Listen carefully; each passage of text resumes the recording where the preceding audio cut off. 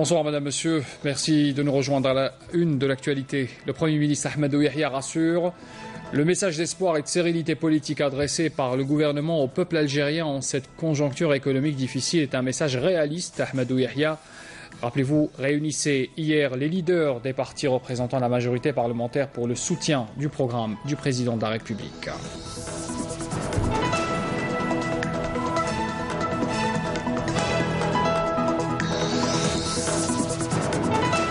Dans ce journal également, on parlera de cette écoute ainsi que l'accompagnement et l'identification des besoins de jeunes qui constituent l'une des priorités du gouvernement Yahya dans son plan d'action qui sera présenté dimanche.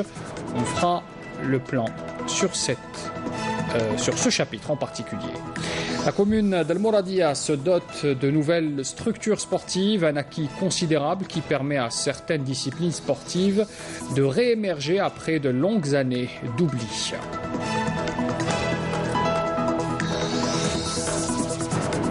Et puis projection hier à la salle Ibn Khaldoun à Alger du documentaire Au cœur de la guerre de la libération d'Algérie. C'est un film qui retrace l'histoire de la mission du CICR, le Comité international de la Croix-Rouge, durant la guerre d'indépendance, à suivre tout à l'heure.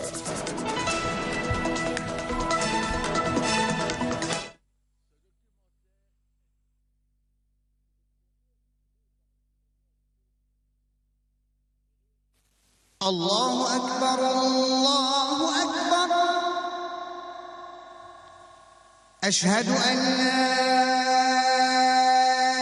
ilaha illallah.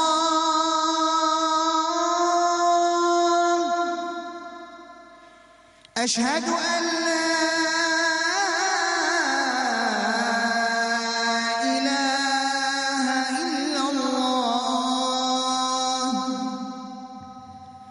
أشهد أن محمدًا رسول الله.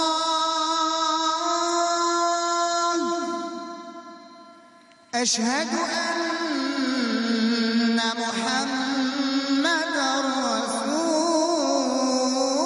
الله.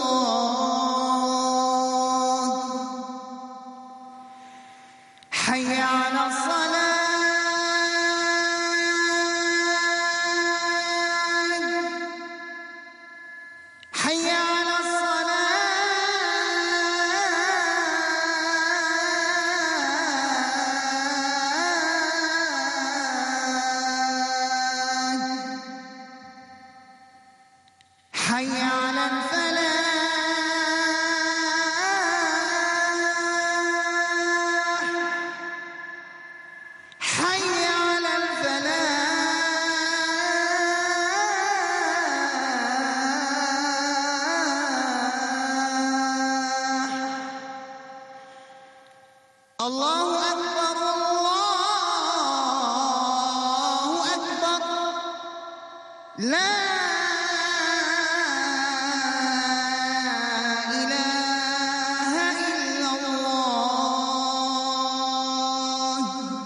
اللهم رب هذه الدعوة التامة والصلاة القائمة آت محمدا الوسيلة والفضيلة وابعثه مقاما محمودا الذي وعدته. C'était là l'appel à la prière pour Salat al-Maghrib pour Alger et ses environs. Taqabbal Allah Salat al-Jami'a. Bienvenue à tous dans cette édition. On revient d'abord sur cette réunion du Premier ministre Ahmadou Yahya avec les chefs des partis de la majorité parlementaire qui soutient le programme du président de la République.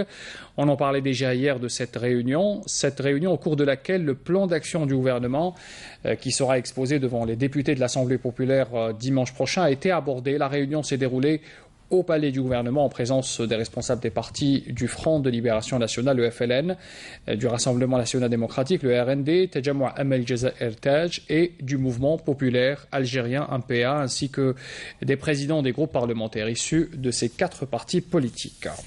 Pour le Premier ministre, cette réunion a été pour le gouvernement l'occasion de coordonner la base politique et expliquer les orientations du plan d'action visant à mettre en œuvre le programme du président de la République. On écoute la déclaration d'Ahmadou Yahya. اللقاء مثل ما تفضلتي كان مع الأحزاب الأربعة اللي تشكل La rencontre s'est déroulée avec les 4 partis qui constituent la majorité, qui a appuyé son Excellence le Président de la République durant la campagne présidentielle et qui ont soutenu le programme du Président. Il s'agit d'une rencontre ordinaire puisque le gouvernement est en faveur de la mise en œuvre du programme du Président de la République et les élus au Parlement sont là pour expliquer et présenter ce programme. J'ai lu certaines remarques de quelques partis d'opposition qui sont tout à fait acceptables sur le fait qu'ils n'ont pas été conviés à cette rencontre et le siège du gouvernement appartient à tous les Algériens et tout parti qui veut nous rencontrer n'a qu'à exprimer ce souhait et il sera le bienvenu. Il est tout à fait naturel dans un système démocratique que le gouvernement se réunisse avec ses alliés et ceux qui soutiennent le programme du Président de la République avant de s'engager dans un débat où la présence de l'opposition est nécessaire. Le siège du Premier ministre relève de l'État algérien et que tout parti désirant s'y réunir est le bienvenu, s'il en exprime l'intention. Et c'est la raison de la rencontre. Et ce serait bien de perpétuer cette habitude à chaque grand rendez-vous comme celui de la loi des finances qui arrive bientôt dans quelques semaines. Le gouvernement exposera dimanche prochain devant tous les partis son plan d'action et répondra à toutes les questions. Donc l'opposition n'a été ni exclue ni écartée. Lorsque le gouvernement veut consulter les partis politiques, il adresse une invitation à l'ensemble, y compris à ceux qui la déclinent. Cette rencontre est une coordination de notre base politique et nous dialoguerons avec tous et nous rencontrerons ceux qui le désireront. Nous écouterons toute critique et je répondrai aux questionnements des uns et des autres avec respect. Le Premier ministre a également adressé un message aux Algériens. Ahmadou Yahya affirme que le message d'espoir et de sérénité politique adressé par le gouvernement au peuple algérien en cette conjoncture économique difficile est un message réaliste. Écoutez encore Ahmadou Yahya. J'adresse aux Algériens un message d'espoir et de sérénité politique reposant sur des bases réalistes que nous aurons l'occasion d'expliquer ultérieurement. L'Algérie jouit aujourd'hui d'une liberté d'expression rare et évolue en tant que pays en développement avec ses difficultés et ses succès. Sous la conduite du président Abdelaziz Bouteflika, la politique éclairée tracée par le chef de l'État a permis de trouver une sortie à l'impasse financière qu'a connue le pays et partant poursuivre le processus de développement et préserver la politique sociale, la justice sociale et la solidarité nationale. L'Algérie, notre pays, a opté depuis plus de 20 ans pour le pluralisme politique et dispose aujourd'hui d'institutions élues représentatives et c'est l'un des rares pays dans le monde dont le Parlement est composé de 35 partis politiques. Cette diversité est une richesse pour l'Algérie. Le débat politique sur la conjoncture économique difficile que traverse le pays et les tentatives d'exacerbation du climat politique s'expliquent par l'approche des échéances électorales et certains saisissent l'occasion pour leur pré-campagne électorale. Le plan d'action du gouvernement, qui sera exposé dimanche prochain devant les députés de l'Assemblée populaire nationale, est très riche et permet de parachever la mise en œuvre du programme du président Bouteflika, plébiscité par le peuple en 2014 et des étapes ont été franchies sur la voie de sa concrétisation durant les 3 dernières années à travers le nouveau modèle de croissance approuvé en Conseil de ministres en 2016. La politique de rétablissement des équilibres financiers interne et l'orientation donnée en juin dernier par le président de la République pour promouvoir le financement non conventionnel, objet d'un projet de loi qui sera soumis à l'APN.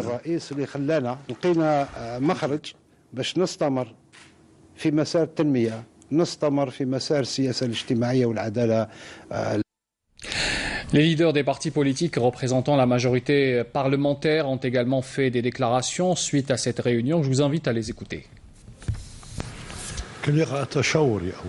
C'était une rencontre de consultation pour débattre de la situation qui prévaut dans le pays et du plan d'action du gouvernement que va présenter M. Ahmadou Yahya au Parlement. Bien sûr, le FLN a posé ses questions et ses préoccupations. Et comme je l'ai dit auparavant, le point commun entre nous et les autres, c'est le programme du président de la République et M. le président de la République lui-même, puisque le plan d'action présenté par M. Ahmadou Yahya est tiré du programme du président de la République et il a tout notre appui. Je suis revenu sur les acquis sociaux, principale préoccupation de la direction de notre parti, sur lesquelles est revenu le président de la République lors du dernier Conseil des ministres. Des acquis inébranlables. Nous avons aussi parlé de l'amendement de la loi sur la monnaie et le crédit. Nous l'avons dit clairement et le Premier ministre était très clair sur le fait que cette nouvelle production de monnaie sera exclusivement destinée à l'investissement et dans les projets des communes et des wilayas et non à l'importation. Et nous refusons la dette extérieure. Ensemble, notre réunion consultative était très instructive. Nous sommes ouverts, nous devons transcender les clivages politiques. Nous sommes en face de défis. Nous devons être solidaires pour l'intérêt suprême du pays. Vous êtes sans ignorer que la crise financière n'est pas exclusive à l'Algérie. Elle touche tous les pays à travers le monde. Nous avons abordé lors de la rencontre l'importance et la difficulté de la conjoncture, mais surtout les voies et moyens de multiplier les efforts pour trouver des solutions aux problèmes que nous rencontrons sur les plans sécuritaires, politiques, économiques et sociaux. Dans ce sens, il a été proposé un plan d'action par le gouvernement et un amendement de loi sur la monnaie et le crédit. Après ça, nous avons eu un débat responsable, riche et très sérieux, où nous avons pu donner notre point de vue sur la possibilité d'enrichir ce plan d'action du gouvernement. Notre débat était empreint d'objectivité et d'esprit de solidarité dans le cadre de la coalition présidentielle. La rencontre s'est articulée autour de deux principaux dossiers, en l'occurrence le plan d'action du gouvernement tiré du programme du président de la République, comme l'a affirmé le Premier ministre, et l'amendement de la loi sur la monnaie et le crédit que le gouvernement s'apprête à présenter au Parlement. Monsieur le Premier ministre a donc commencé par présenter un exposé exhaustif sur la situation financière et économique de l'Algérie et après un long débat entre les différents partis politiques, nous avons réitéré notre disposition à défendre le programme du gouvernement devant le Parlement et en dehors du Parlement. Nous avons aussi réaffirmé notre entier appui au président de la République. Nous nous sommes mis d'accord en dernier d'organiser des réunions périodiques entre ces quatre partis politiques à chaque fois que la situation politique l'impose et à chaque fois que le Premier ministre le décide. Ce genre de rencontre est primordial car les partis politiques qui soutiennent le président de la République doivent se réunir, se consulter et rester solidaires entre eux pour défendre le programme du gouvernement. Et puis de leur côté, l'Union générale des travailleurs algériens et les organisations patronales plus que jamais unies autour de la concrétisation du programme du président de la République. La centrale syndicale s'associe pleinement avec les organisations patronales signataires du pacte économique afin d'accompagner le gouvernement dans ses prochaines démarches. Ce sont les mots de Abdelmajid Sidi Saïd prononcés ce matin à l'occasion d'une réunion de l'UGTA avec 8 organisations patronales, une réunion sanctionnée par un communiqué commun. Je vous invite à écouter d'ailleurs la déclaration du secrétaire général de l'UGTA. Conscient de la portée des hautes instructions du président de la République, les signataires du pacte national réitèrent leur plein engagement à ne ménager aucun effort afin de contribuer à amplifier l'épanouissement social et accentuer le développement économique. Le développement et la sécurité économique nationale sont actuellement plus que par le passé notre préoccupation majeure, tant seule l'intensification de la croissance, la promotion des investissements, le développement agricole et rural, la promotion de la production nationale, la performance de l'entreprise et la justice sociale sont à même de contribuer de façon décisive à la confortation de la sécurité et la stabilité nationale. Dans ce contexte, les signataires s'engagent à faire preuve de solidarité dans leurs démarches et à coordonner leurs actions avec le gouvernement pour garantir l'avancement des réformes, facteur décisif de la promotion économique et sociale, et déclarent leur détermination à continuer le dialogue et la concertation instaurés par M. le Président. À ce titre, les signataires du pacte national expriment leur estime incommensurable, leur attachement indéfectible et leur fidélité totale à son Excellence M. Abdelaziz Bouteflika, Président de la République. Notre déclaration tombe à point pour répondre à ces voix qui véhiculent que la négation. C'est une manière de dire que les véritables acteurs sur le terrain, les organisations patronales, l'organisation syndicale, apportent leur solidarité et leur soutien au président de la République. C'est une réalité et nous le faisons avec beaucoup de franchise et surtout avec beaucoup de conviction. Nous ne pouvons nous en sortir. Revenons à présent sur le plan d'action du gouvernement qui consacre l'écoute et l'accompagnement ainsi que l'identification des besoins des jeunes qui constitue l'une des priorités d'ailleurs du gouvernement Ouyahia. La constitutionnalisation du Conseil supérieur de la jeunesse est un acquis qui permettra d'ailleurs de répondre aux attentes et aux besoins de cette génération. La culture, un autre secteur auquel le gouvernement prête un intérêt particulier dans son plan d'action qui sera présenté dimanche. Amel Silitera. La promotion de la jeunesse, un objectif majeur du gouvernement qui veillera à promouvoir une démarche fondée sur la mobilisation des énergies de cette catégorie de la population et sa contribution au processus de développement national dans tous les domaines. Le gouvernement œuvrera à réunir l'ensemble des conditions requises pour la libération des énergies des jeunes et leur émancipation à travers les politiques liées à l'éducation, à la formation et à l'emploi, à son implication dans le mouvement associatif, à la culture et la pratique sportive. La prochaine mise en place du Conseil supérieur de la jeunesse permettra aux représentants de cette catégorie de promouvoir des approches nouvelles pour associer la jeunesse à la construction du pays et pour répondre aux attentes et besoins de cette génération, dont notamment la pratique sportive et l'amélioration de l'offre en infrastructures de base. Le gouvernement algérien n'a ménagé aucun effort pour promouvoir le sport. En témoignent les réalisations accumulées depuis l'an 2000 avec notamment 44 stades omnisports, 320 salles, 115 piscines et 605 complexes de proximité, portant ainsi leur total à 648 infrastructures. L'État est décidé à poursuivre ses efforts de réalisation de grandes infrastructures sportives pour garantir la réussite des événements prévus en Algérie à court et à moyen terme, à savoir les Jeux africains de la jeunesse 2018 et les Jeux méditerranéens de 2021 prévus à Oran.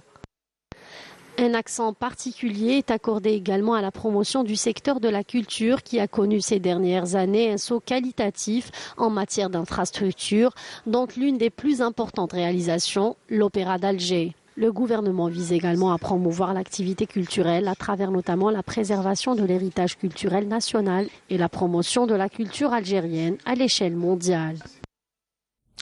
Revenons sur le sport pour parler d'un exemple concret. Les collectivités locales s'investissent dans la promotion des structures sportives avec un exemple ce soir dans la commune d'El Mouradia à Alger qui en quelques années a vu l'émergence de 3 nouvelles structures, des salles omnisports destinées à redorer d'abord le blason de certaines disciplines sportives délaissées depuis quelques années déjà. Mokhtar Hamali.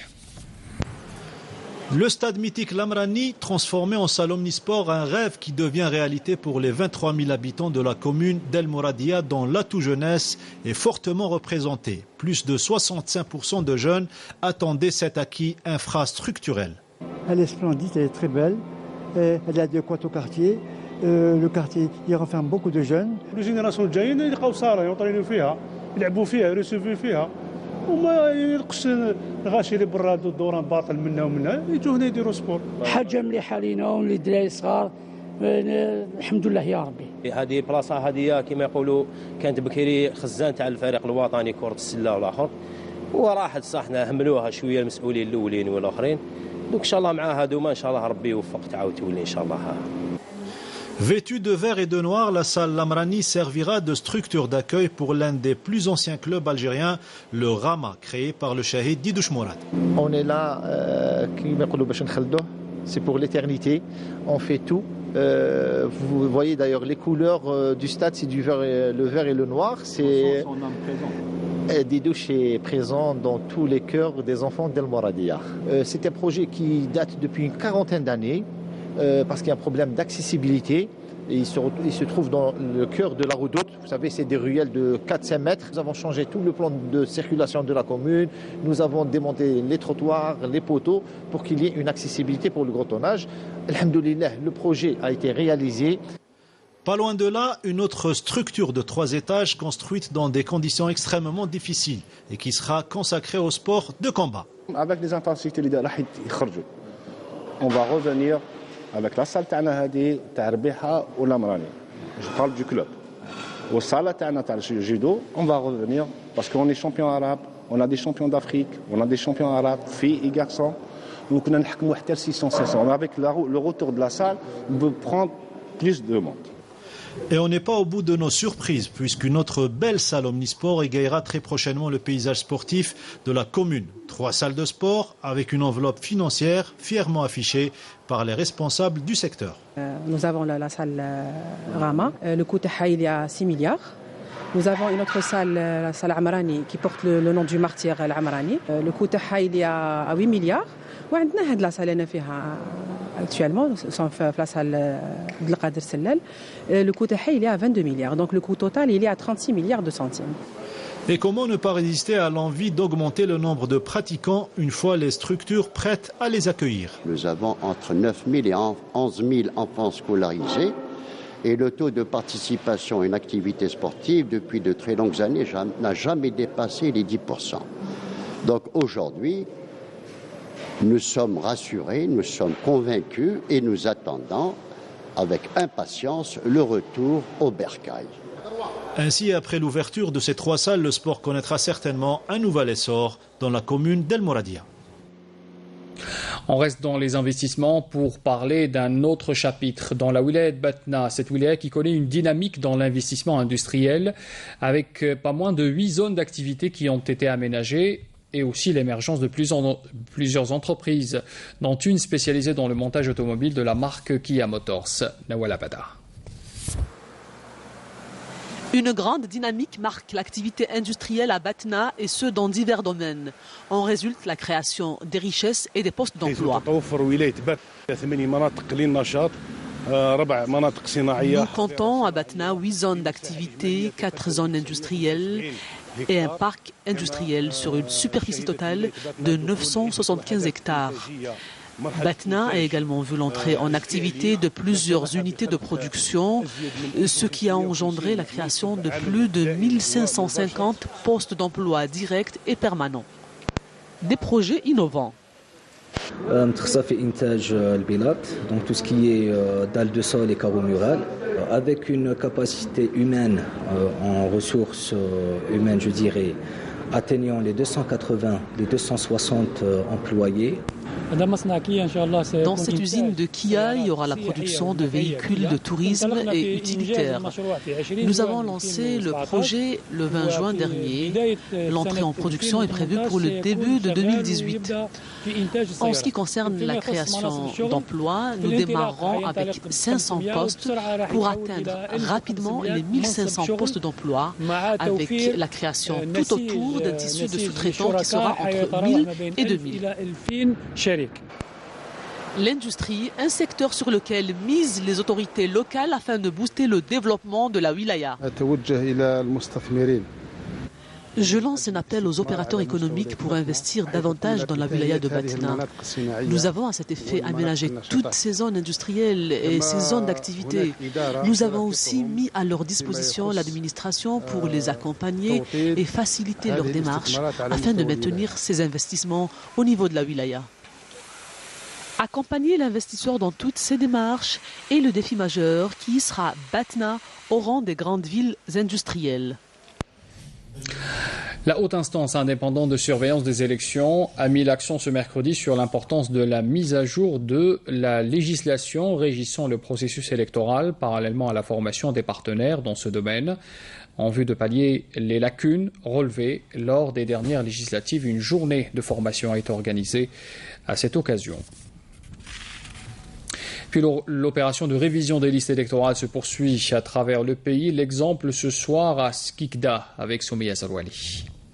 Comme toutes les autres wilayas du pays, Skikda se prépare, et ce depuis 2 mois déjà, pour les prochaines élections communales. Les services d'état civil des différentes communes de la wilaya redoublent d'efforts pour être au service des citoyens. Ici, au centre administratif chargé des élections de la commune de Skikda, de nombreux électeurs affluent avant la fin de l'opération de révision des listes électorales pour s'inscrire ou se radier des listes afin d'exercer leur droit électoral. Je suis là dans le but de refaire la carte d'électeur de mon épouse. Elle a été radiée de la liste d'une autre commune pour lui permettre de s'inscrire ici même au niveau de la commune de Skikda. J'ai aussi ma fille qui va avoir ses 18 ans au mois d'octobre prochain pour l'inscrire et j'attends qu'on me remette leur carte d'électeur. Je suis venue m'inscrire sur la liste pour obtenir et pour la première fois ma carte d'électeur. C'est la première fois que je m'inscris pour assurer mon devoir national. L'opération se déroule dans de bonnes conditions grâce aux procédures administratives qui permettent de faciliter l'opération d'inscription ou de radiation des listes électorales. Comme vous pouvez le voir, les citoyens y affluent en force sur les guichets. Et nous sommes là à leur écoute. La commune de Skikda a par là même réservé un bureau consacré à la légalisation des signatures des candidats aux élections. On s'assure d'abord de la présence physique du candidat. Ensuite, nous vérifions la validité de ses documents, dont sa carte d'identité nationale. Et il doit également apposer son empreinte en notre présence. Rappelons que le corps électoral de la commune de Skikda a atteint le nombre de 138 000 inscrits après l'opération de révision des listes électorales. Ils vont élire 33 membres à l'Assemblée communale. Le directeur général de la Sûreté nationale et président d'Afripol, le général-major Abdelghani Hamel, a été décoré de la médaille de la police ougandaise première classe par le vice-président de la République ougandaise, Edouard Sekandi.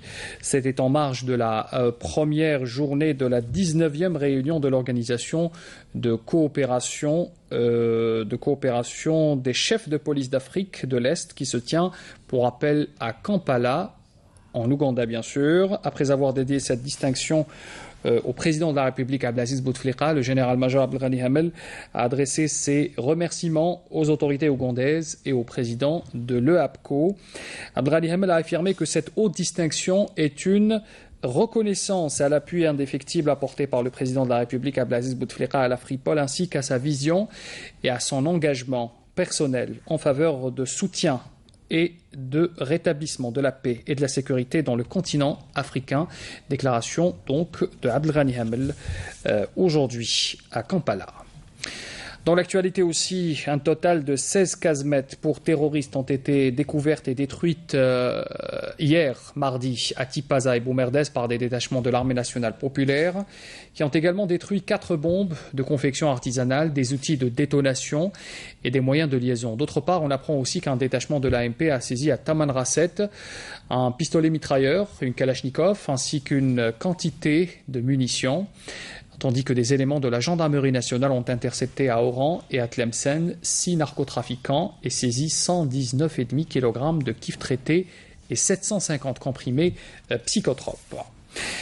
La formation professionnelle, on en parle également ce soir, avec ces nouvelles spécialités introduites cette année en industrie, BTP, agriculture et encore le tourisme. Ce sont des spécialités prioritaires pour le développement de l'économie nationale. Samia Bouaroura. Le modèle économique exige aujourd'hui la diversification et l'amélioration des offres de formation professionnelle, mais aussi le développement de partenariats avec les entreprises économiques. Cette année, l'offre de formation est très proche des besoins en qualification des différentes activités au niveau local. Cette offre-là, justement, nous a permis de proposer des formations diplômantes, mais aussi des formations qualifiantes. Près de 25% des formations sont qualifiantes, donc ça permet aux jeunes d'aller rapidement sur le marché du travail. Plus de 380 spécialités sont proposées par le secteur pour répondre aux exigences du marché du travail, notamment dans le BTP, tourisme, agriculture, industrie et autres.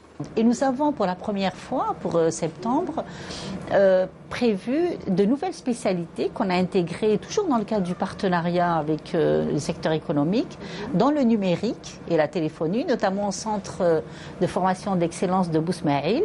C'est le TS, un TS développeur d'applications multiplateformes. Il y a un TS aussi administrateur des data centers. Il y a aussi le TS de cloud computing et virtualité. Donc tout ça, si vous voulez, c'est dans le numérique, c'est des nouvelles spécialités. L'adéquation formation-emploi sera assurée et développée aussi grâce aux centres d'excellence qui ont été créés.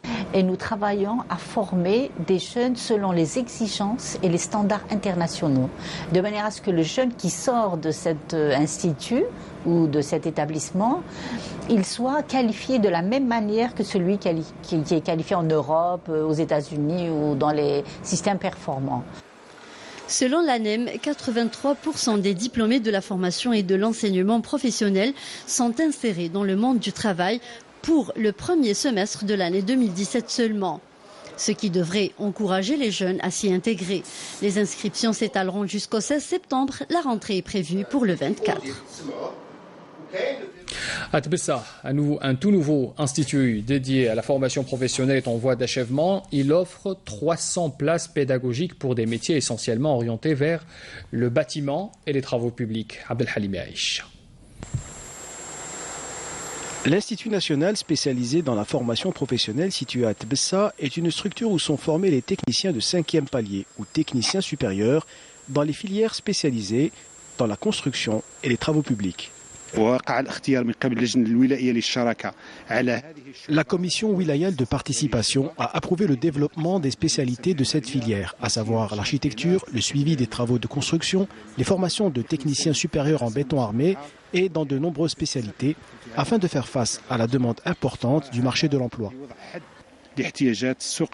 Sur une superficie d'environ 2 hectares, cette institution peut abriter 300 places pédagogiques. Ces infrastructures comprennent un bloc administratif, un amphithéâtre de 300 places, un réfectoire, une bibliothèque, des ateliers, 12 salles de classe ainsi qu'une résidence de 60 lits pour les stagiaires.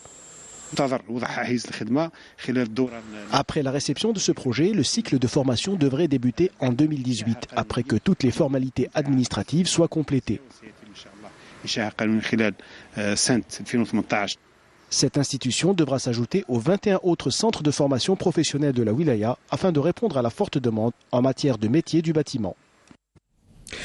Une information qui vient de nous parvenir, il s'agit d'un communiqué du ministère de la Défense nationale qui nous apprend que dans le cadre de la lutte antiterroriste et la sécurisation des frontières, l'ANP avait exploité des informations, des renseignements efficients qui ont permis à des détachements de l'armée d'arrêter aujourd'hui même, ce 13 septembre, un dangereux terroriste. Il s'agit du criminel qui répond aux initiales Z Abdallah. On apprend également que des détachements de l'armée nationale ont saisi aussi dans le même secteur un pistolet mitrailleur de type Kalachnikov ainsi que des munitions, 4 motos et 8 équipements de détection de métaux. L'actualité à l'étranger, on continue de parler de cet exode des Rohingyas vers le Bangladesh voisin qui se poursuit donc dans des conditions toujours aussi dramatiques. Fatigués, affamés et assoiffés, ils continuent leur route pour un exil forcé. Le secrétaire général de l'ONU, Antonio Guterres, avait appelé aujourd'hui la Birmanie à suspendre des opérations militaires contre cette minorité religieuse birmane. On fait le point avec Abdelmajid Makassi. Voilà à quoi ressemble le quotidien dramatique des Rohingyas, la minorité musulmane de Birmanie. La marmite collective en pleine forêt pour tous dans des conditions d'insalubrité extrême. On se nourrit comme on peut, juste pour ne pas mourir de faim. Chassés ou poussés à l'exil vers le Bangladesh pour fuir une campagne de répression de l'armée birmane et de milices bouddhistes. Les réfugiés arrivent au Bangladesh épuisés, démunis, affamés, après des jours de marche sous la pluie. D'autres arrivent dans des embarcations de fortune, par centaines dans le pays voisin, et au prix de leur vie, en tentant la dangereuse traversée de la rivière Naf, qui sépare la Birmanie du sud-est du Bangladesh, où d'ailleurs une centaine de personnes ont déjà perdu la vie. Plus de 380 000 Rohingyas sont déjà arrivés sur le sol du Bangladesh, et des milliers d'autres seraient toujours sur les routes. C'est une véritable tragédie humaine que connaît la minorité musulmane. Le pays est pointé du doigt. La dirigeante birmane San Suu Kyi a annulé un déplacement à l'Assemblée générale des Nations unies, alors que l'organisation onusienne a récemment affirmé que la minorité Rohingya de Birmanie était victime d'un nettoyage ethnique. Et son Conseil de sécurité réuni aujourd'hui a appelé la Birmanie à suspendre ses opérations militaires contre la minorité Rohingyas. J'appelle les autorités de Birmanie à suspendre les activités militaires et la violence et de faire respecter la loi, a déclaré le secrétaire général de l'ONU, Antonio Guterres. L'ex-dissidente et prix Nobel de la paix est sous les feux des critiques de la communauté internationale pour son silence sur le sort de cette minorité musulmane du pays. San Suu Kyi s'adressera la semaine prochaine à la nation au sujet de la crise qui sévit dans l'ouest du pays, a annoncé le gouvernement. Il sera question de réconciliation nationale et de paix. Dans une allocution télévisée, prévu pour le 19 septembre prochain. Et en attendant, la pénible et longue marche des Rohingyas se poursuit vers l'inconnu. Projection hier à la salle Ibn Khaldoun d'Alger du documentaire Au cœur de la guerre de la libération d'Algérie. C'est un film réalisé par Saïd Olmi qui retrace un peu l'histoire de la mission du CICR, le Comité international de la Croix-Rouge, durant la guerre d'indépendance. Yezid Aït Mahidine. Quelle a été l'action humanitaire du CICR pendant la guerre de libération d'Algérie? C'est ce que raconte ce film. Historique, ce premier documentaire intitulé « L'humanitaire au cœur de la guerre de libération » projeté hier à la salle Ibn Khaldoun. Pierre Gaillard, la chouve ouvrière du CICR, a donné à cette œuvre toute sa dimension humaine et universelle. Pierre Bunion, historien et membre du CICR, restitue les éléments de cette présence du CICR durant la guerre d'indépendance. Ce documentaire est important et il est précieux parce que les producteurs ont recueilli différents témoignages qui permettent d'éclairer cet aspect de l'histoire nationale de votre pays, cet aspect de la guerre, et ils ont recueilli le témoignage de personnes âgées dont malheureusement 2 déjà nous ont quittés depuis que le film a été fait. Ce documentaire, rythmé par le témoignage concis et juste, est rehaussé par un florilège de documents archivés au CICR de Genève. Résultat, vérité historique et tant d'émotions. Ce documentaire reflète les éléments principaux de l'action du CICR, c'est-à-dire les visites de lieux de détention, de camps, de prisons. Je rappelle que le CICR a effectué 490 visites de centres d'internement, prisons, camps militaires ici en Algérie et quasiment 100 à des détenus algériens en France même. Moi, c'est ce qui m'a le plus frappé, c'est que finalement, en fait, la guerre de libération en Algérie a été à l'origine d'une grande partie du droit actuel. En fait, qui maintenant rayonne dans le monde, qui permet de quand même protéger de nombreuses victimes de guerre. Je trouve que c'est quand même un film très émouvant. Et M. Gaillard, on voit qu'il était connu par tous. Alors, on pense que c'était un homme qui a été clé dans le bien-être de tous les prisonniers, etc. La guerre de libération nationale, de par son attachement à l'esprit de la Convention de Genève, a permis le développement des autres protocoles relatifs au droit international humanitaire.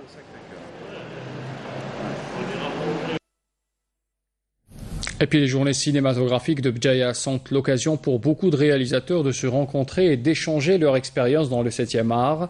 Amin Nebash en a rencontré quelques-uns dans une terrasse où se retrouvent ces artistes. Hamid Belamra en fait partie. Il parle de son expérience en France, son pays de résidence, mais surtout de l'Algérie, la terre de ses aïeuls. Voici ce reportage.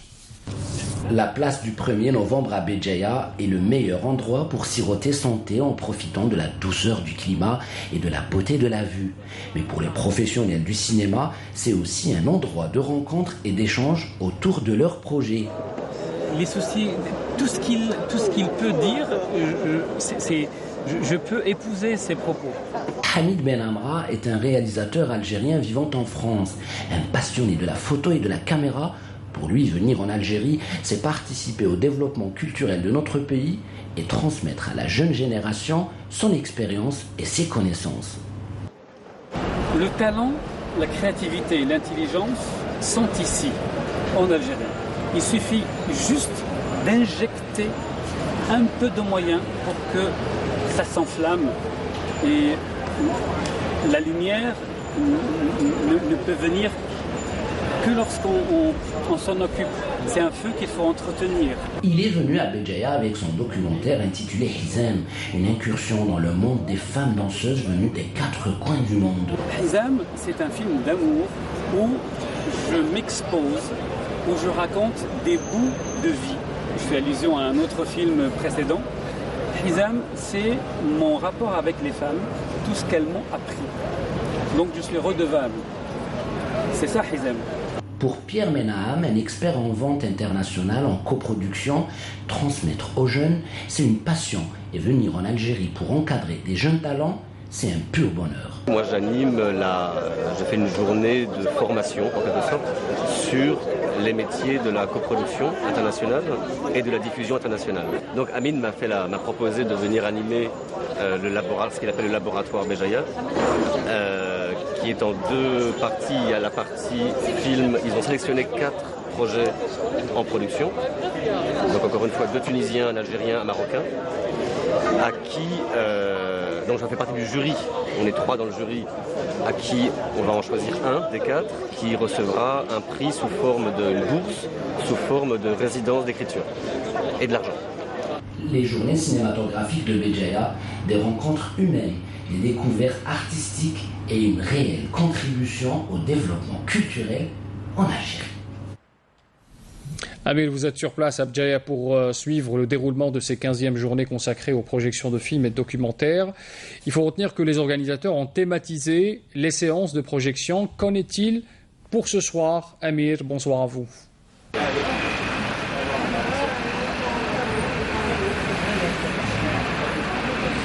Bonsoir Zoher. Donc voilà, la thématique qui a marqué ces journées cinématographiques de Béjaïa cette année, c'est la thématique de l'identité, des retrouvailles, des origines, mais également des rencontres humaines, de l'amour aussi, et cette problématique de différence entre les hommes et les femmes. Aujourd'hui, il faut dire qu'on a changé de registre avec l'entrée exclusive, j'allais dire, des films algériens, avec le documentaire de Hamid Ben Armara, Hizem, qui a eu lieu justement à 17h ici même à la cinémathèque de Béjaïa, qui parle justement de ces femmes danseuses venues de partout, donc, et qui s'expriment à travers la langue de l'art.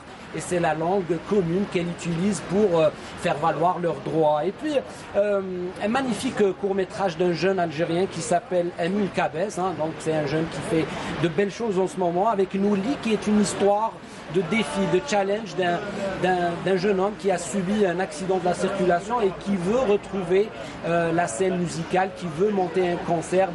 Écoutez, c'est un hymne à l'espoir, un hymne au courage et à la volonté humaine. Et on va terminer dans quelques instants parce qu'on va assister à la projection de Fais soin de toi de l'Algérien Mohamed Lakhdar Tati, qui nous parle tout simplement d'amour, de plusieurs portraits ici en Algérie, de femmes et d'hommes qui s'expriment à travers ce merveilleux sentiment. Avant de vous quitter Zoher, j'ai juste envie de lancer un appel aux jeunes de venir, ça se passe jusqu'au vendredi, donc il y a d'excellents débats, il y a des initiations, il y a de magnifiques films.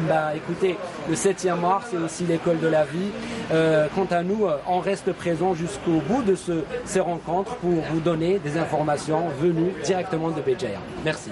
Merci à vous Amir, merci. Je rappelle que vous suivez pour nous ces 15e journées cinématographiques de Béjaïa. C'est un événement dédié au 7e art avec ces projections qui se terminent et qui se poursuivent jusqu'à vendredi dernier jour. C'est la fin de ce journal. Un rappel des titres avant de vous quitter.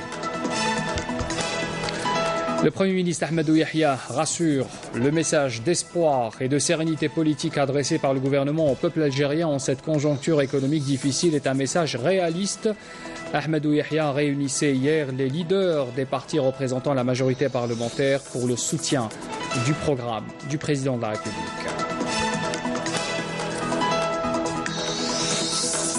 L'écoute, l'accompagnement et l'identification des besoins des jeunes constituent l'une des priorités du gouvernement Yahya dans son plan d'action qui sera présenté dimanche. Nous nous sommes intéressés justement à ce volet dans ce journal.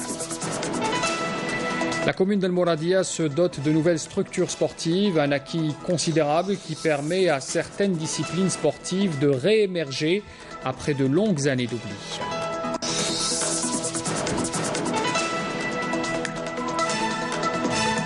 Et puis, projection hier donc à la salle Ibn Khaldoun à Alger du documentaire Au cœur de la guerre de la libération d'Algérie. C'est un film qui retrace l'histoire de la mission du CICR, le Comité international de la Croix-Rouge, durant la guerre d'indépendance. C'est la fin de ce journal, merci de l'avoir suivi. Prochain rendez-vous avec l'actualité demain à midi. Amina Zahouf, très bon week-end à tous, je vous retrouve dimanche.